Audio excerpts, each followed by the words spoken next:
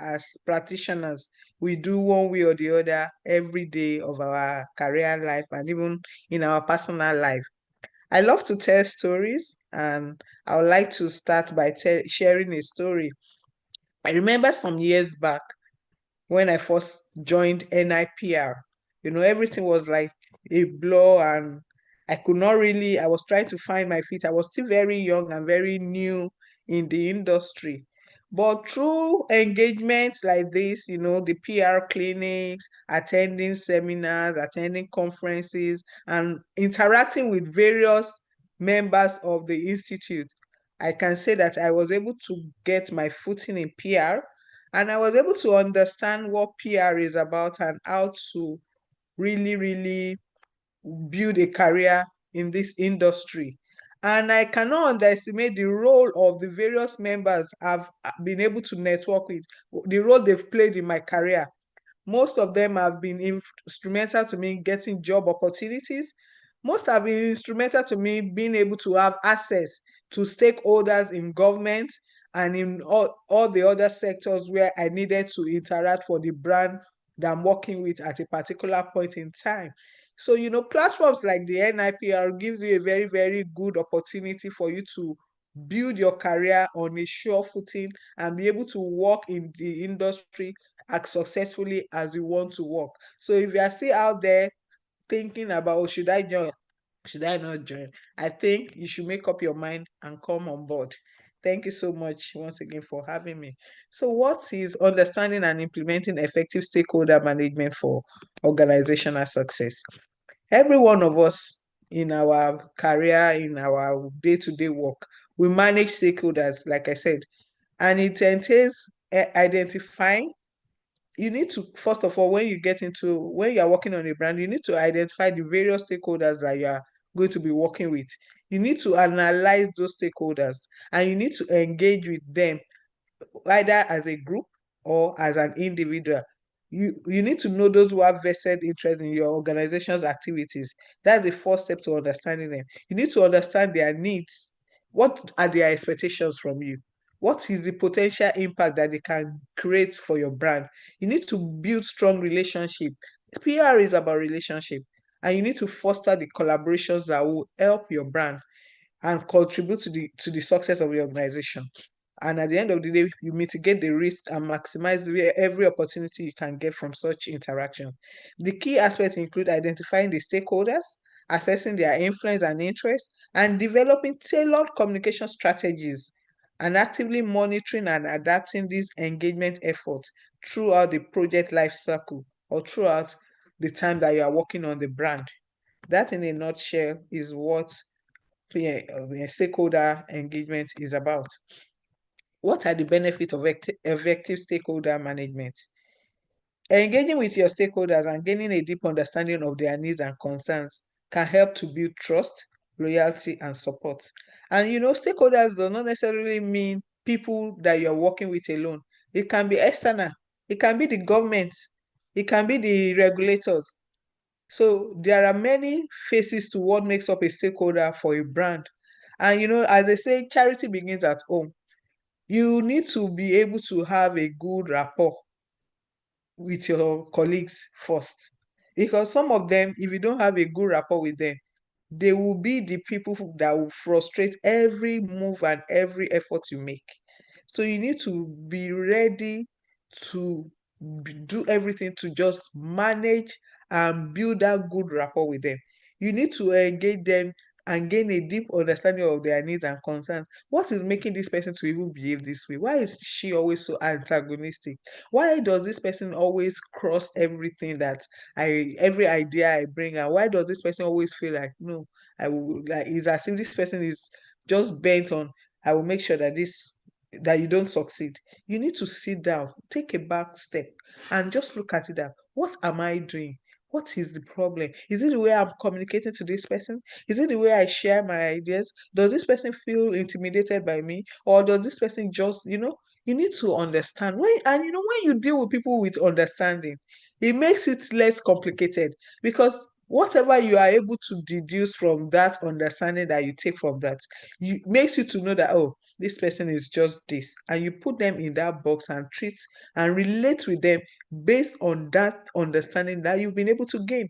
And once you've been able to gain that kind of understanding about them, you are in a good position to, you have an edge, so to say. So from there, you can decide to build trust, build loyalty, and convert them into your supporters. The ultimate goal is for you to succeed. So for you to succeed, you need as many supporters on your table as much as possible. This will help the organization to navigate challenges, mitigate risk, foster innovation, and drive them towards prosperous outcome. If someone is bent on this person will never succeed, that this person will not succeed, they will do all within their power to make sure that every move you make, they are meeting you at the head and they are cutting you out. You don't need that. You need to be able to get people as much as possible to see the bigger picture. This is the goal we are trying to achieve. We want to create this impact in this industry. We want to make this kind of this percentage. We want to increase our profit by this percentage. We want to do this. We want to increase our reach by this percentage. And these are the things we need to do for us to be able to do that. If you are not talking to them in a language that they understand or in a language they are ready to listen to, you might not win at the end of the day.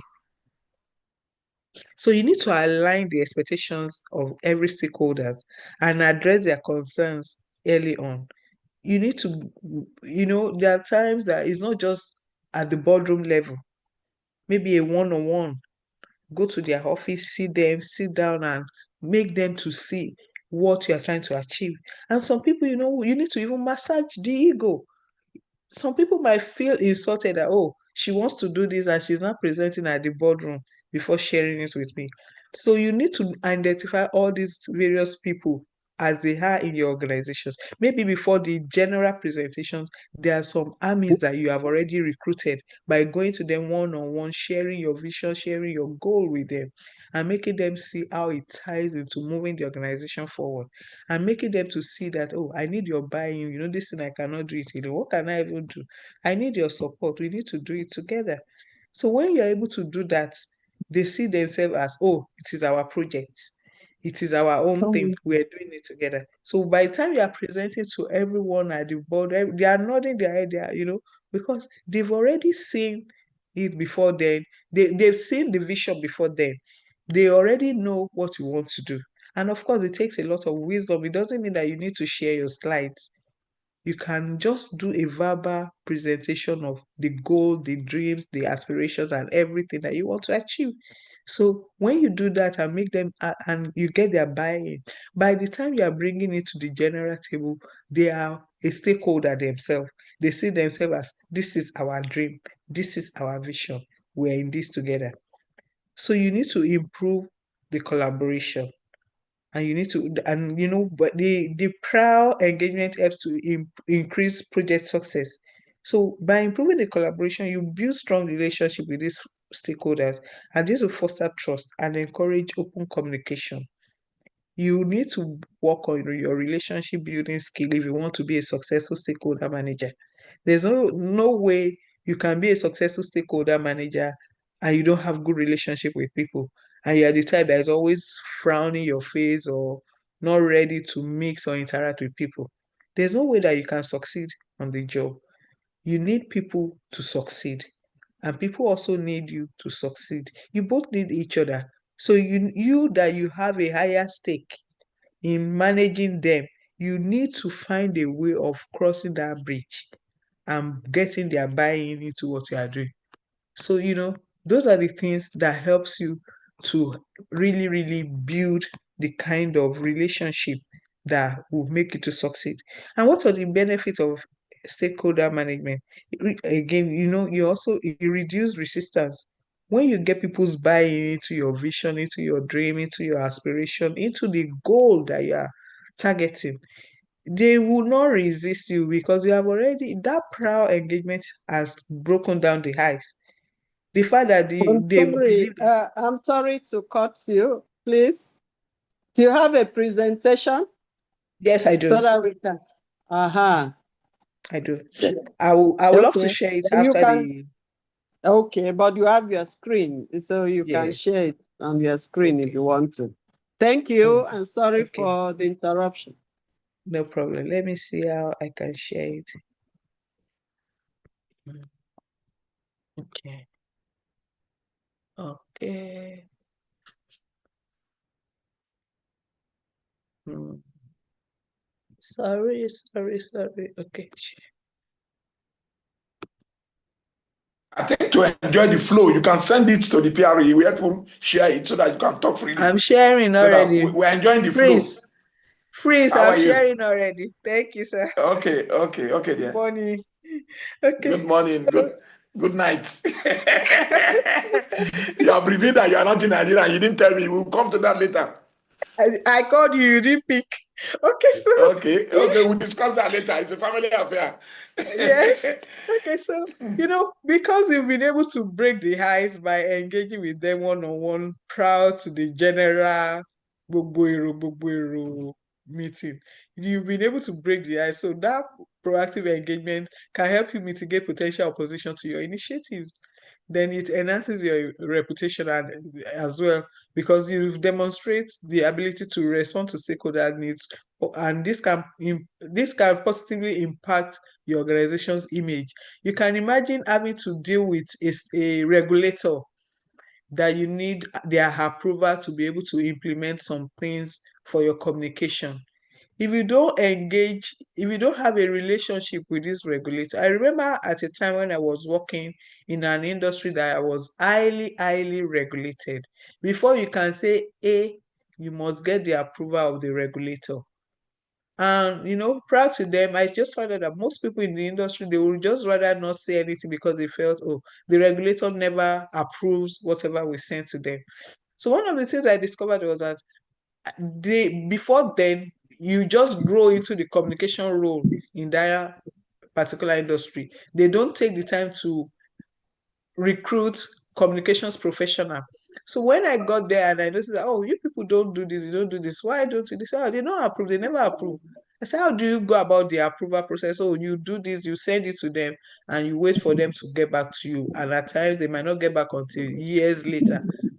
I said, okay, that's not an issue then. It's not as if you are not allowed to communicate. It's just that you are not engaging with the stakeholders that needs to approve. So what I did was to take a trip to Abuja to go and meet the regulator and the person in charge. And the man said to me that this is the first time he's receiving a visitor that is in charge of communication in this industry. That most of them, when their MDs come for meetings and stuff, that's when they know about this industry, about that company or about that brand. But now that I'm here, that I can count on the support anytime I need anything for to be approved, I should send it and it will get it done immediately. So from there, anytime I send something to him, I call him, Alaji, this needs to be approved, or I sent it today, blah, blah, blah. Before the close of business, I get my approval, and they were wondering, what did you do? I said, well, maybe you pay a trip to Abuja, take a trip to Abuja and visit so and so person since he's in charge of regulating this. And that was how we were able to break that ice of communicating in the industry. So that prior engagement will mitigate opposition to your initiative. Then,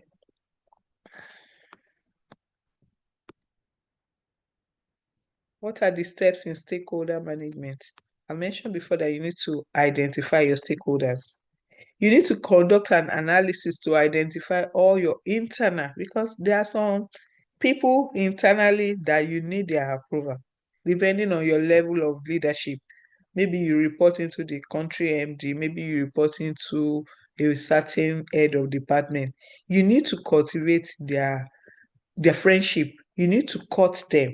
And even some of your colleagues that you are at par with, because communication is not just about, managing stakeholders is not just about your own department alone. You need to develop a cross-functional relationship building ability. You need to develop relationship with the CFO. This is the person that helps you to pay your vendors. You need to develop a relationship with the procurement team, because if they choose not to get you involved in hiring a PR agency that can do a great job, or they want to do it like, oh, I have a brother that can do a better job at a cheaper rate, it will be shooting you in the leg. But if you have a good relationship with the procurement team, you're able to walk up to the person and say, I need to hire a PR agency. These and these and these and these are the things I need them to do. The first thing they might say is, oh, I have somebody. You say, no, I know you have somebody. But why not let us do this? Let's invite all of them to come and present to us. Then let's pick the best from all the presenters. That way, you've been able to make them see the bigger picture in what you want to achieve. And because you have a rapport with them, they are also being cautious so that they don't burn that bridge. They are also trying to be your friend as well because you have been their friend over time. So you need to identify all your internal and external stakeholders, your customers, the employees, your colleagues, your investors, the suppliers, the government agencies, the community members, and the media. You can't do without the media. You should work towards building a relationship with the media so that anytime they need to talk about a particular thing in your industry, you are the first person that comes to their mind. They are not thinking of somebody else. They are thinking about you because they've built rapport with you. They've built a relationship with you such that you are their first point of call. So you need to after identifying this, you need to categorize the stakeholders based on their level of interest and influence on your brand. Is it the high influence? Is it high interest? Low influence? Low interest? You need to determine all of this using a stakeholder map. You prepare a map and you put everybody's name, and you at the beside the name, you now put the level of interest or influence that they have on your brand and on what you are trying to achieve. So you need to analyze the stakeholder needs and their expectations as well. Understand the specific concerns. I mentioned earlier that you can go to the procurement team and the head of procurement can tell you, oh, I have somebody that can do it at a cheaper rate. So what are the concerns being raised by this statement? They are considering cost. They are looking out for their own person. Well, you need to let them see, we need to make money for the business. And the way to make money for the business is to create visibility for the business. The way to make money for the business is to let more people know about our business. We can do this when we hire a professional PR person to handle this for us. So we need to be able to, you need to address that concern in them and make them see that, oh, this thing is not about me, it's about the business. It should not be about you and it should not be about them. Every colleague, every person should focus on the business. Then you need to prioritize the the the the the various stakeholders and their concerns and the outcome you intend to achieve from each stakeholder. You need to spell it out in your stakeholder map as well. Then assess the potential risks and opportunities associated with each stakeholder relationship. There are some relationships that they will jeopardize their vision. They will cause you disrepute at the end of the day. So is this the kind of baggage you want to bring on board, or you want to discard of it in a way that no ego is bruised and everybody is happy at the end of the day? It all goes back to relationship management as well. You need to be able to do that very effectively.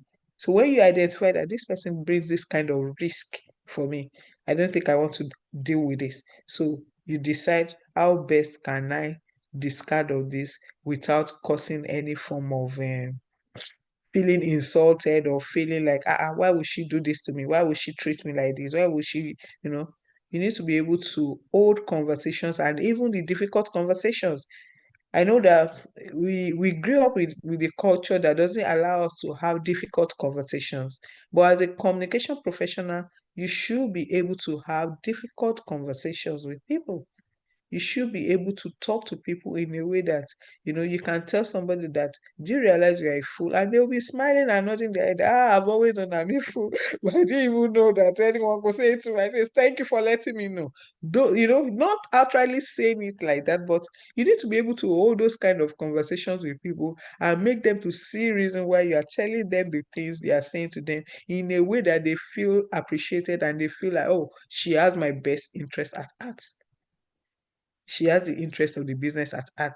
She's not doing it because she just wants to talk down on me. She's not doing it because she just enjoy putting me down. She's doing it because she believes this. So those are the kind of things that you need to spell out really, really iron out in the stakeholder analysis that you are doing. Then what are the engagement strategies that you want to you want to start having with your stakeholder? So you need to tailor your approaches based on the stakeholder characteristics and their level of involvement in your organization or in your brand. I've mentioned earlier that your stakeholder mapping, you need to determine whether this person has high influence, low influence. So based on the level of their involvement with you, you need to tailor the kind of information that you share with them. Is it on a need to know basis, or is it that you need to share all the information? The kind of information you share that will not jeopardize your business is what you share with people that you just need to let them know and make them aware of what is happening. So, those are the kind of things that you put in place when you're sharing information. You need to be able to identify that, oh, this kind of person, if I tell this can be this kind of information can get out and it can jeopardize the business, or this person can share this information with a competitor, or this kind of information is too much of an industry of a brand trade secret that only a certain identified number of stakeholders need to get those kind of information. So you need to consider strategies like, do I just provide regular updates and information to keep them aware? Do I consult, seek feedback and input from them before making decisions? Do I collaborate actively by involving them in decision-making processes? Do I empower and delegate tasks and responsibilities to these stakeholders? Depending on what level of influence they have on your brand, that is what will count for these kind criteria that are put together on how do you develop engagement strategies with them, to what extent, to what level, and what are the things that needs to be said to them.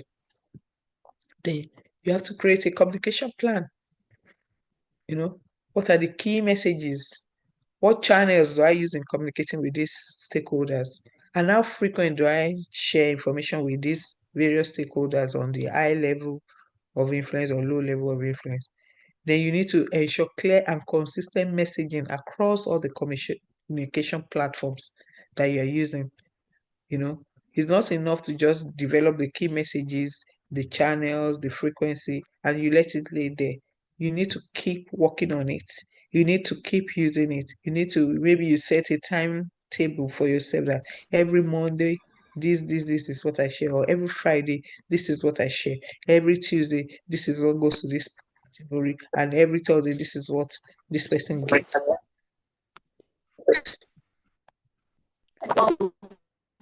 Then you need to implement engagement activities. You have to conduct meetings, workshops, surveys, focus group, and other appropriate engagement methods to gather their feedback and to also continue building the relationship that you've established. Relationships is not something that you build and you just leave it. You need to keep touching it up here, beautifying it here, working on it there, and just generally making it better and better and better. So you need to, from time to time, meet with them, have workshops to let them know about, strategic vision for the next 2 5 years. They need to conduct surveys on what they feel about particular things in the brand, focus groups to gather insights about, okay, what do I need to do about this? Then develop various appropriate engagement methods to gather this feedback and to continue building the relationship. Then you need to proactively address concerns and manage conflicts. Conflict resolution skill is very, very important in stakeholder management. You cannot afford to have a stakeholder that is so vexed with you and you are not talking to each other. Even when they are not talking to you, you need to talk to them, because letting go of that relationship can jeopardize your brand. It can be very, very harmful to the brand. So you need to address their concerns as soon as it comes up and manage the conflict effectively so that it does not rub off badly on the brand. Then you need to monitor and adapt. You need to constantly review your engagement activities to assess their effectiveness. Adjust the communication strategies and engagement tactics as needed based on changing stakeholder dynamics and project progress. You can start with this level of stakeholder today.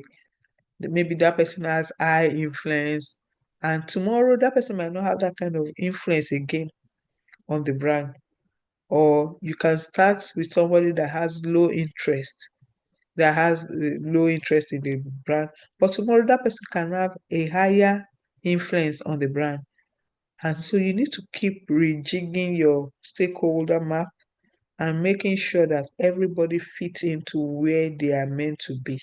You don't downplay somebody's influence, and you don't overplay the influence of others.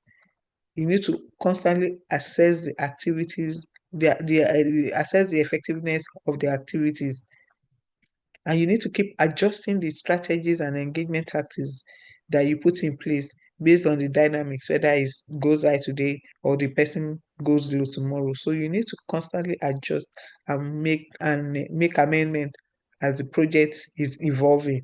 There are some projects that you start today with people, and by tomorrow those people, maybe they have other interests and they decide to move on. So you need to adjust accordingly and make sure that you get them out of the high information that you share with them, or the high influence information mapping that you have put them in. So you need to constantly work on this and adjust everything as you progress and as you move forward in the relationship that you have built with them. The bottom line is you are monitoring constantly and you are adapting it to suit the dynamics that is playing out.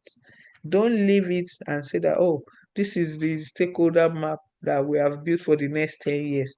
No, people have interest that they grow into today and grow out of it tomorrow. So you need to constantly monitor and adapt as much as you can. Thank you very much. When you put the needs and desires of everyone who has a stake in your organization into consideration, it helps to generate the needed buy-in for achieving key initiatives. Thank you so much to the ESCO of Lagos State Chapter of our Great Institute for giving me the opportunity to share.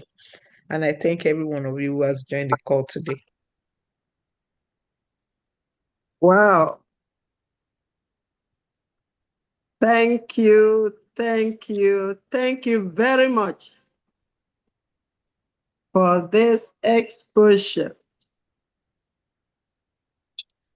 Please, we'll use another 15 minutes for questions,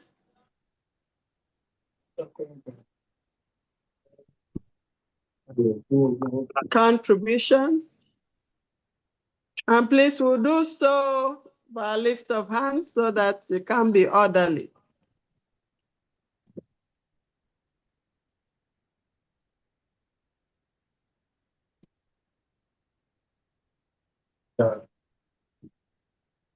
Yes, Prof. Dare, we seen your hand. Okay, good afternoon, everyone. Good afternoon,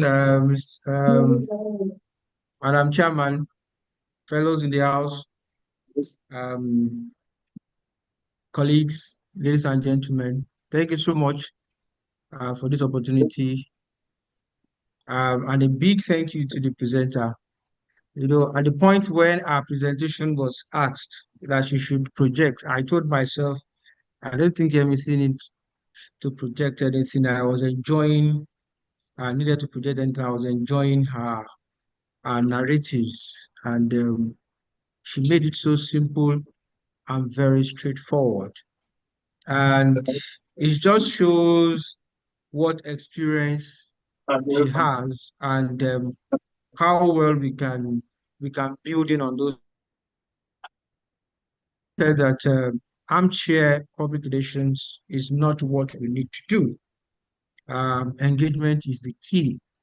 And she spoke about one area that a lot of us sometimes were afraid of before, until I also got a client that forced me to go to Abuja for the first time to enter the president's villa, all in the bid to get the CEO to talk to the president on one very nagging issue that we're able to resolve. And that really spoke about why we need to be very proactive in our engagement. And sometimes in public relations, managing a public relations firm can be very, very difficult if we don't identify this nugget. Sometimes there are low-hanging fruit that we can't find or that we don't see sometimes. So, but having said that, yeah, Missy, thank you so much. I would just want to ask you something, probably just to speak a little bit more on the place of documentation, scenario planning for our stakeholders management. I want you to just elaborate a little bit more on how you were able to really do it um, to make sure that your job go a little more easier. Talking about scenario planning, how are you able to really use that in your stakeholders management? Thank you so much, MC. Thank you very much. Thank you so much, Mr. Ogunyombo. Okay, so when you say scenario planning, do you mean like a crisis communication plan? You spoke about your stakeholder mapping, how you're able Yeah. Dr. to, Guyombo, yeah. he cannot be doing scenario planning in this short period. Just let him No, be. no, no, no. That's why I said Just she let can, him be. just to tell us, ma, I just want her to expand a little bit more from her experience, how Uh, she was able to use not for this paper, please. Ah, well, sorry, ma, I would rather allow YBC to respond, ma. Yes, let's. Dr. Guyombo, my mother in the industry has responded already. She No, has she said my wants to, mind. she wants No, no. your, I understand. Because you shared a lot of experience, and I just want, because we have people here, I have some of my students here, actually, don't worry. and part Next of, clinic, we do something on scenario planning. hey, Not on this mama, paper. why not let Yes, MEC leave talk the now? Make alone. it She's just done give a me two wonderful. minutes, I No, beg. no, no. She's done a wonderful work. Leave scenario planning. I beg, I beg. Maybe Dr. Okay, let's Guyombo can have come the and take scenario presenter planning next month. just say a few words. There are other hands up, please.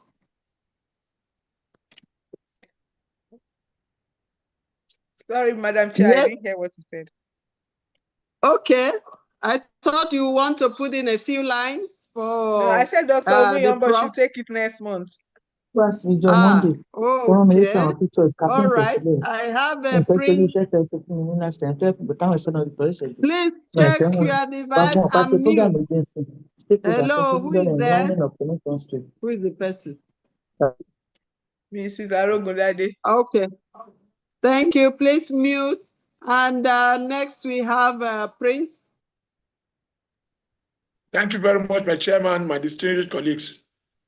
I want to thank my beautiful sister Yemisi for this insightful research topic, and she did justice to it. Yes, I want to thank her very much. I was not expecting anything less. I know her and I know her pedigree. I just want to ask, or maybe add, that for the young professionals that are on this platform, I want to ask if stakeholders management, as good as it is, and as a very good function of a public relation officer, should be what all of us should be expert on if we are to progress on this job. Because if you are unable to manage stakeholders, no matter the department that you want to handle in your organization, if you cannot handle stakeholders, then you missed everything. So I want her to confirm it and to tell us if we should now go and learn more about stakeholders engagements. Thank you.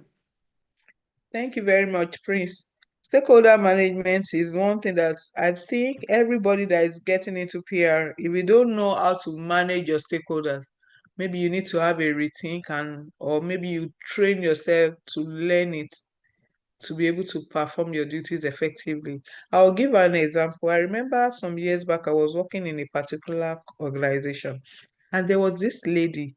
She was just out to be like, I'll make sure you fail.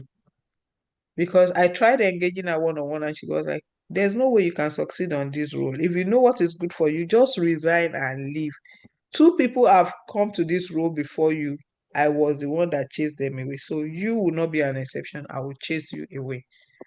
I tried everything within my power to make sure that I built a good rapport with her. But in the course of trying to identify and analyze what is going on, I found out that she wanted that role badly, but the business felt she was not qualified for it. And they didn't just raise her into the role. That was why they brought people from outside. And I was, like she said, I was a top person. At the end of the day, I found my way of moving her out of my department before I could even do anything in that role. What if I didn't have a good rapport, or I didn't build good rapport with other stakeholders that could influence the moving of that lady from that department? I might just find myself frustrated till I will frustrate myself out of that system. So you need to build good rapport, be able to manage stakeholders effectively if you want to succeed in this industry. That is one key factor that you need. They might not teach you the day to day how to go about it in the classroom, but you need to learn it and use all your other communication skills to work on it and build it effectively.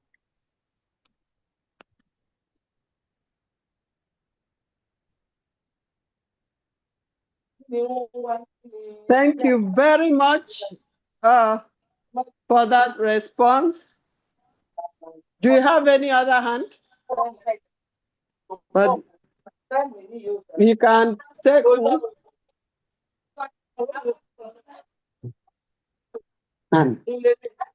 Okay.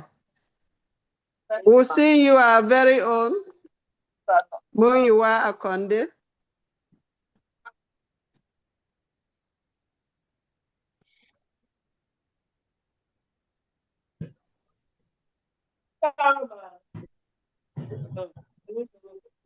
You have our attention, Mr. Conde.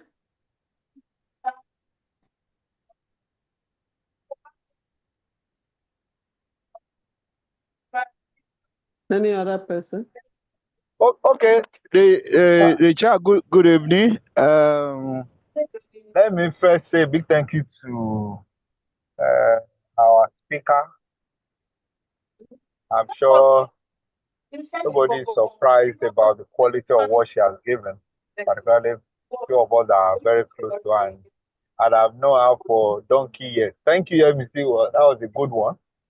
You've Thank you, Miwa. almost answered the question that I wanted to ask, but it's not total. Because I was coming to ask you how to handle adversarial stakeholder, but you've answered it.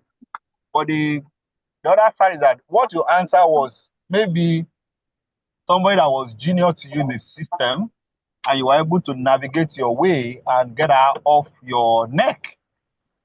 But if your adversarial stakeholder is somebody high up there, what do you think would be the best way to go about it?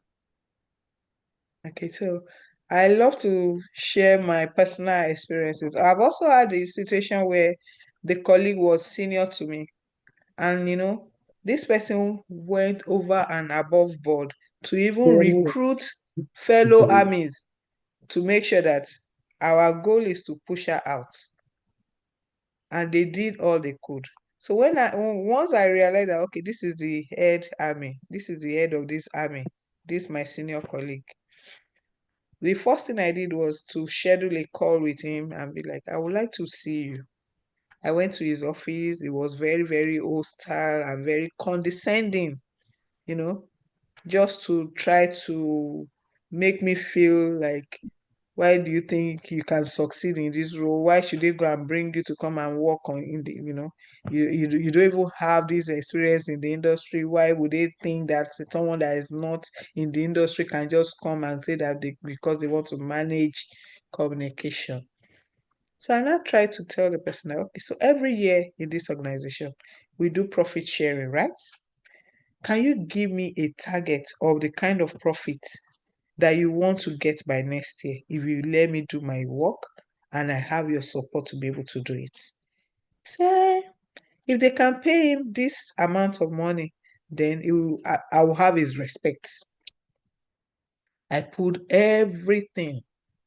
In fact, I made him one of the key, the people that facilitate the training programs that we usually have every month in the organization. It became so relevant and so important that he just saw me as somebody that was all out to help him succeed. If he's doing something, I'll tell you, oh, you can actually share this, have a TV interview, have a radio interview. I've started training this person how to face media. And he was enjoying the attention, enjoying everything. I exposed him to so many things that before then he didn't know he could do, and I helped him to do those things. So I just won his heart over. And all his armies, they had to drop their sword because he made them to realize that this person will add value to us. We can't afford to not let her succeed. That was one way of me being able to win somebody that was high up there. And till I left that organization, if anybody is saying anything that I didn't do well, oh, the way this guy will fight my battle. Even me, I would just step back and be watching the scenario play out because he would go all out and be like, why are you people like this? I've told you that, that's when he would not start saying, I've told you people, let's go, let her walk, let her. That is one way I was able to win him over. There are so many other tactics, but the bottom line is trying to see what is going on behind their brain and getting into that part of their brain and navigating it to see the goal you are trying to achieve for the organization. Most times it works. Well, I don't know if that answers your question. Thank you very much. Thought I saw Ethel Agbeyegbe's hand. Oh, okay. She's dropped. Well, before I call on a member to do a vote of thanks, we'll recognize senior